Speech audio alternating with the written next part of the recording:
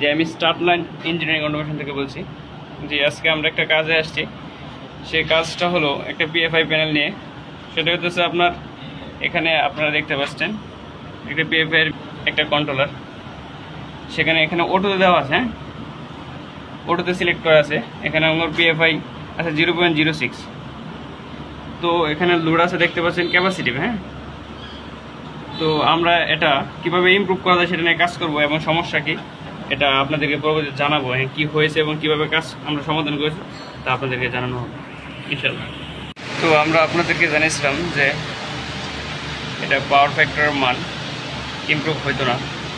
তো আমরা সেক্ষেত্রে কী কাজগুলো করেছি এবং সেগুলো আপনাদেরকে একটু বলবো, মনোযোগ দিয়ে একটু শুনেন।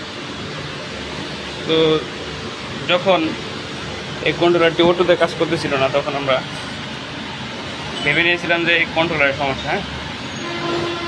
পরে নতুন একটা কন্ট্রোলার আমরা লাগিয়েছি এবং সে সাথে আমরা 7.5 kVAR একটা ক্যাপাসিটর লাগাইছি। তো সেক্ষেত্রে আমাদের যে আগে কন্ট্রোলারটা ছিল সে একই রকম আচরণ করতো।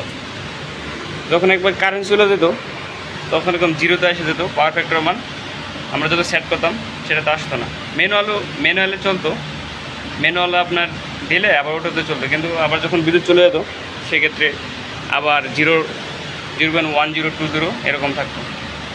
সেটা আমরা ফেস করতেছিলাম। সেজন্য আমরা ধারণাই করেছিলাম যে কন্ট্রোলারের সমস্যা। কিন্তু কন্ট্রোলার চেঞ্জ করার পরেও এবং এই যে আমাদের 2টা 17-18 এটা হচ্ছে সিটি লাইন, এটা রেশিও চেঞ্জ করেছি। রেশিও চেঞ্জ করার পরে সমাধান হচ্ছিল না। সব কিছু ঠিকঠাক থাকার পরেও এই পাওয়ার ক্যাপাসিটর কন্ট্রোলার চেঞ্জ করছিলাম, নতুন একটা লাগাইছি। তারপরেও এখন যে সঠিক ভ্যালু দেখাচ্ছে সেটা দেখাচ্ছিল না। সেক্ষেত্রে আমরা অনেক চিন্তিত হয়ে গেছিলাম যে সব কিছু ঠিক থাকার পরেও কেন আমাদের প্রাপ্ত এই পাওয়ার ফ্যাক্টর ইমপ্রুভটা হচ্ছিল না। তো সেক্ষেত্রে আমরা ফেজ সিকোয়েন্স, এই দেখেন 3টা ফিউজ আছে, 3টা ফিউজের ফেজ সিকোয়েন্সগুলো আমরা ঘুরাইছিলাম না, ঠিক আছে। ফেজ সিকোয়েন্সগুলো যখন আমরা সিকোয়েন্সগুলো মিলাই তখন আমাদের এই কন্ট্রোলারটা আবার সঠিকভাবে কাজ করা শুরু করে, হ্যাঁ। ফেজ সিকোয়েন্স আমাদের সমস্যা ছিল, সিকোয়েন্স আমরা মিলাই নাই। তো সর্বোপরি আমরা ফেজ সিকোয়েন্সগুলো চেঞ্জ করে, হ্যাঁ আমরা দুই পাশের 2টা ফেজ সিকোয়েন্স দেখেন চেঞ্জ করে দিচ্ছি। চেঞ্জ করার পরে আমাদের এটা অটোতে কাজ করতেছে। এবং যেটা সমস্যা ছিল যে পাওয়ার অফ করার পরে আমাদের যে 0.1020 এরকম থাকতো, আপ হইতো না অটোতে, সেটা এখন সলভ হয়ে গেছে, হ্যাঁ। এখন আপনাদেরকে আমি পাওয়ার একবার অফ করে দেখাবো। পাওয়ার অফ করলাম, হ্যাঁ দেখছেন এই ডিসপ্লেতে পাওয়ার নাই কন্ট্রোলারে। এখন আবার পাওয়ার অন করলাম, হ্যাঁ পাওয়ার অন করার পরে দেখেন ইন্ডাকটিভে লোড আছে, হ্যাঁ অটোতে আছে সিলেক্ট করা। দেখেন ইন্ডিকেটর জ্বলতেছে অটোতে, দেখেন 0.73 আছে।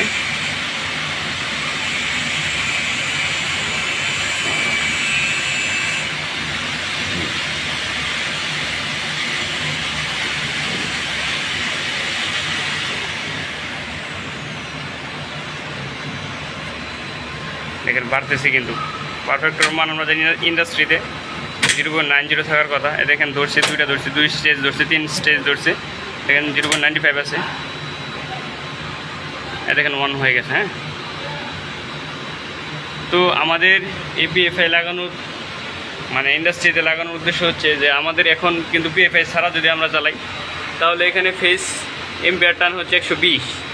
যখন আমার পিএফআই চালু করি সেক্ষেত্রে হয়ে যায় 80 এম্পিয়ার কারেন্ট। সেক্ষেত্রে আমাদেরকে এই পিএফআই অনেক সাশ্রয় দিচ্ছে, বিদ্যুৎ বিল থেকে কোম্পানিকে অনেক বাঁচাচ্ছে আর কি। এই দীর্ঘ 1-1.5 মাসে কোম্পানির মানে এই কন্ট্রোলার সমস্যা থাকার কারণে 1-1.5 মাসে অনেক টাকা লস হয়েছে কোম্পানির, সেটা কোম্পানি বুঝতে পেরেছে, এই জন্য আর কি আমাদেরকে ডাকে। সেক্ষেত্রে আমরা আসার পরে এখন দেখেন সলভ হয়ে গেছে ইনশাল্লাহ, আলহামদুলিল্লাহ। সবাই ভালো থাকে ইনশাল্লাহ।